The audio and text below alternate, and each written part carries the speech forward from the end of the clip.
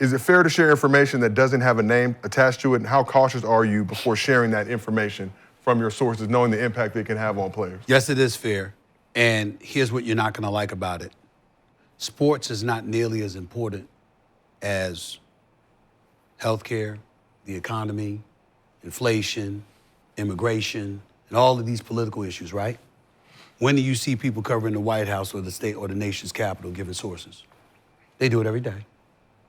So we're talking about profound issues where people get away without attaching a name to their sources. And these are people that are legislating our lives every day. But we're talking about a Jaylen Brown situation. First of all, let me be very clear. There was never an issue. And I'm gonna tell you why. Because what I did was say, this is what they're saying about him. The same exact segment, just so y'all know, because I know y'all got on me about it. I said, quote, I don't believe this. But this is what they're saying, right? So we go to Dallas. His mama, his grandma, and his brother roll up on me. Thank you. That's what they rolled up on me to say. Because they needed to hear it. I was saying to folks, do you understand what's being said about this brother? This brother was literally compromised in the NBA draft because he was too brilliant. They were saying he's too smart. He'll question everything. He's gonna challenge us on shit. He's gonna expose our ignorance. Too smart. This is what they were saying about him before he got drafted. And so he comes into the NBA. They are making a run for a title. Before the age of 28, he had been to 5 conference finals. 5. The brother balling, averaging over 20 a game. He had just signed for over $300 million and didn't have an endorsement.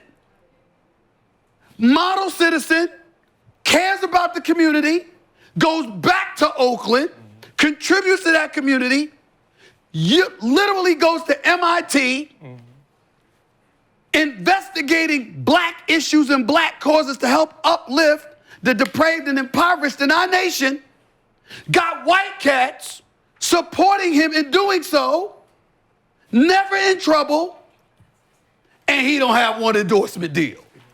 I said, how you explain that? And I was looking at y'all and I was saying, fellas, I understand what you're saying about getting on me, but are you hearing what I'm saying? I'm not saying it. I'm tipping him off to what they're saying about him. Then he sits down with me and he confesses he thinks it got something to do with Nike, that he was on Team USA, because I was like, how the hell is he not on the Olympic team? How are you you Jaylen Brown, and 2 dudes who spend 82 games a year deferring to you, and Drew Holiday and Derek White on the Olympic team ahead of you? How? How?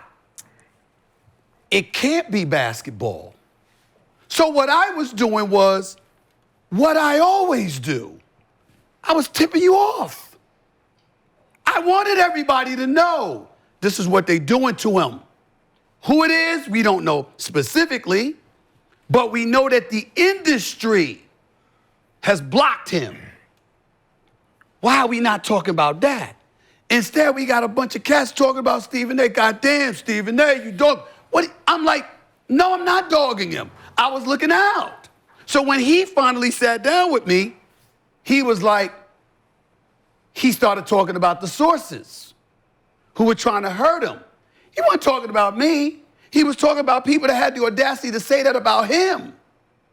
And the only reason, it wasn't like it was somebody from it was, you have agents who negotiate these deals that connect with these people that are saying, this is why we can't market him, this is why we can't sell him. What have we been lamenting for decades?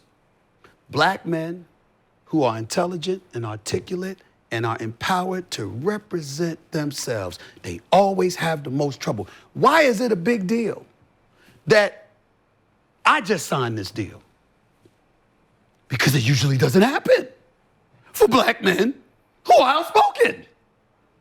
So if we know this, and history has shown us this, why would we then look at the messenger and say, yo, we got a problem with you, when I'm tipping you off to what's happening. That's where I was coming from. It's the insinuation that you leave open for interpretation. Because there's no, hey, if you're gonna tip me off, tell me everything. Right. Hey, listen, if you the homie, don't tell me what them niggas over there talking about. Yeah. I don't want you to bring that over here to me and be like, hey, yeah, this is what they said, woo, woo, woo. And I'm like, you sat there and listened to the whole thing? Mm-hmm. Damn. It wasn't the whole thing, it was just a text. No, I'm just saying as far as the context of how we right. function, that's our context. It's like, damn, bro, you sat there and listened to him say all of that and you ain't say nothing, you ain't back me up? Well, I don't really know you like that. So I'm just telling you what they saying. Right. And then you're like, hey, sorry, who is they then? Let me go get at them, because they lying. Hey, listen, I can't tell you who they is, bro.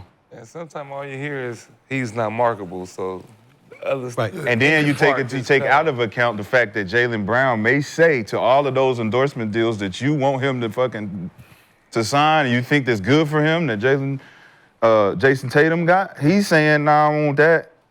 Nah, I want that. Nah, I got my own shoe. I got my own brand. Yeah, I'm gonna go start my own shit. Remember, he was on the record telling you, it was public that he was butting head with some of the sneaker companies. Nike. Yeah.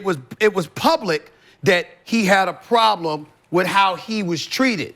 And so Black Lives Matter, he got pushed back from being an activist during the season, that shit. Right, but what I'm saying is that stuff was out there. So when the text message came through, it didn't get into the weeds specific. It was a general perspective about what they felt. So what I was saying was, yo, this is how they feel about him. It ain't right. There's no excuse to feel this way about him. And if you can't market this brother, what does that say about the rest of us? Or what does it say about people that you're choosing to market? What is it that they are that he's not? But that warrants a discussion that's provoked by platforms like mine, like yours, and various others. If we keep it silent, nobody talks about it, and then they get to keep doing it. But is it fair for Jaylen Brown to not want to be like everybody else and get what everybody else is getting? I totally agree with that. He got $300 million to not want to do all of that other shit? But what you're arguing about is what he has a right to and to not feel. What I was talking about is, this is their justification for this. It ain't right, but this is what they're saying. Deal with that reality and then fight from there, because now you know the bullshit they saying about you. Would you not rather know? That's like what I ain't gonna say his name. I have somebody that's a coworker. He's an executive. And he's the kind of cat, you can't tell me the source, then don't fucking tell me nothing. I don't wanna know. His ass out of a job. Because when you're an executive, there is a game that's gonna be played with or without you. And with or without you, the game's gonna be played. So now you got a decision.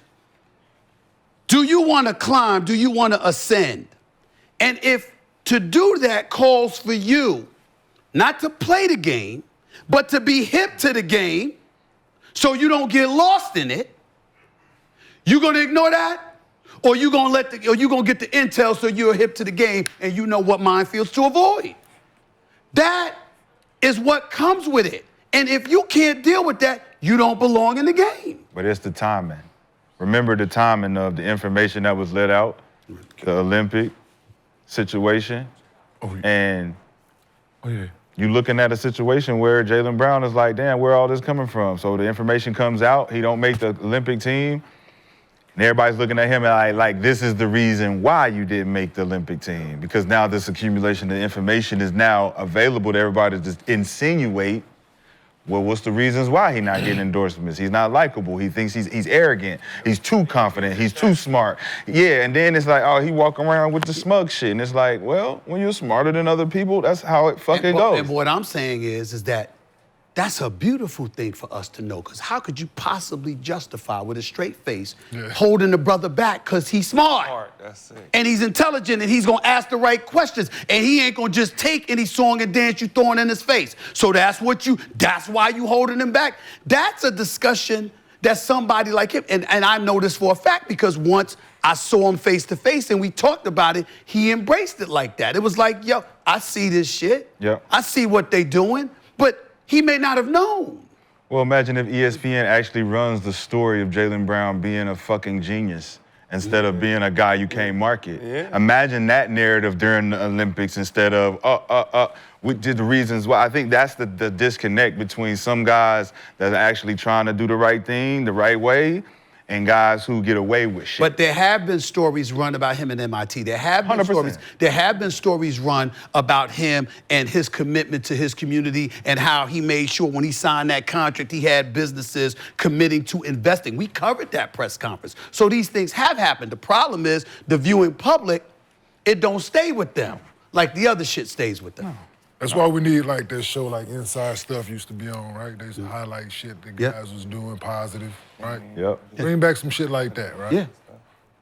Positive light on guys, man, and it's unfortunate. But you also got to get cats that got to be, and I'm gonna say this shit, you got to get cats that's mentally stronger. And in this regard, I mean this. Oh shit. So you got cats. Good luck. So So in this regard, this is what I'm saying. So let's just say for the sake of argument, because I'm not gonna give any details. You talk about it could be Black Lives Matter. It could be the riots that was taking place in the streets. You could see players coming together and, you know, trying to do some things, and they need all the help they can get, and they reaching out to the media. And a cat like me would be like, come on First Take, talk about it. We don't have to talk about basketball at all. Fuck that nigga Stephen A. Smith. I ain't trying to come on his show. That's gonna do something for him. I'm like, what? That happened? What? That's crazy. Yes, Yeah, that's crazy. it's happened. I'm like, That's First crazy. Take. That's crazy. I'm here like we #1 for 13 straight years. This is the audience we have. You trying to promote this. It's a sports show. And I said, the hell with the sports. This is your story. It's bigger than me and you. Yeah, you don't like something I said, so what? You trying to promote this. You trying to make this happen. You trying to do X, Y, and Z. That's it. I said, come on. Numerous occasions throughout the years. Nah, that's going to help him. And I'm like, really? You haven't noticed that with or without your ass, I'm doing just fine? I'm trying to do this for you. I'm trying to do this for your cause. But that's their problem. See, we don't talk about stuff like that. It's like, what sense? Listen, we all know what happened with me and LeBron. All right? I don't give a shit if I never speak to him again in life. And I'm sure he feel the same way. If that man had something going on in Akron, Ohio with the kids, or out here with the kids, yo, man, we need Stephen A. help. What you need? It ain't got nothing to do with us. What you need? You know how many cats in the league won't do that? Y'all know that. Because they mad that you said something. They don't see the big picture. And nobody talks about that. We just let them get away with it. But they do it all the time. And that's new.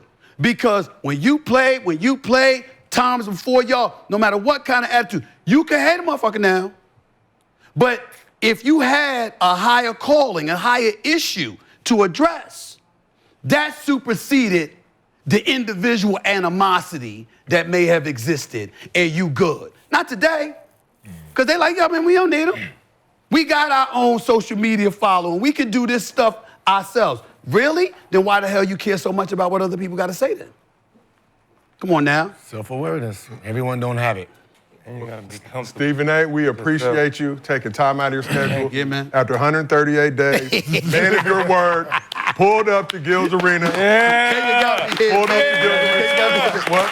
Got some smoke for you now. Am I all right? Do I deserve the body bag? Am I all right? No, you shouldn't put it back there. Put it back.